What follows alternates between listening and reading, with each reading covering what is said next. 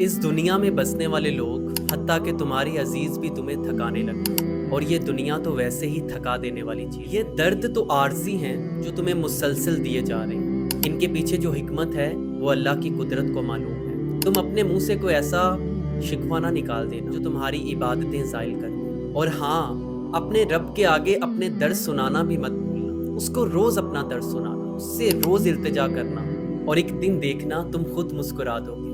تم یا تو ان دردوں کے عادی ہو جاؤ گے یا اللہ ان دردوں کو ختم کر دے گا، اور جب تمہارا وقت آئے گا نا تو تم سے دنیا پوچھے گی کہ یار تو نے کون سا ایسا کام کیا جو آج اس مقام پہ پہنچ چکے۔ تمہارے درد کا کسی کو بھی نہ اندازہ ہے، نہ تمہاری تکلیف کو کوئی ختم کر سکتا ہے، کوئی کم کر سکتا ہے۔ یہ جو لوگوں کی تسلیاں یہ تمہیں کمزور بنا، تمہیں اللہ کی تسلیوں کی طرف جانا چاہیے، تمہیں اللہ سے دل لگانا چاہیے۔ اللہ تو ویسے ہی جس شخص کو اپنی طرف بلانا چاہے دنیا سے اس کا دل اٹھا دیتا ہے، کیونکہ میرا اللہ خود فرماتا ہے کہ دنیا کی دھوکہ ہے، لیکن آج تم نے اس دنیا میں دل لگایا ہو۔ میرے اللہ کہتا ہے کہ آخرت زندگی جینے کی بہترین جگہ ہے، اور تم نے آخرت کے لیے کچھ تیاری نہ کی۔ میرا اللہ تو خود فرماتا ہے کہ وَمَا كَانَ رَبُّكَ نَسِيًّا، کہ تیرا رب بھولنے والا نہیں ہے تیری نیکی جو تو نے کسی کے ساتھ کی، نہ تیرا رب بھولتا ہے اس تکلیف کو جو کسی نے تمہیں دی۔ پھر میرا اللہ فرماتا ہے وَإِذَا مَسَّ الْإِنسَانَ ضُرٌّ دُعَانَا لِجَنبِهِ أَوْ قَاعِدًا أَوْ قَائِمًا، کہ جب میں تجھے تکلیف دیتا ہوں نا تو تبھی میری طرف آتا ہے، توڑتا ہے،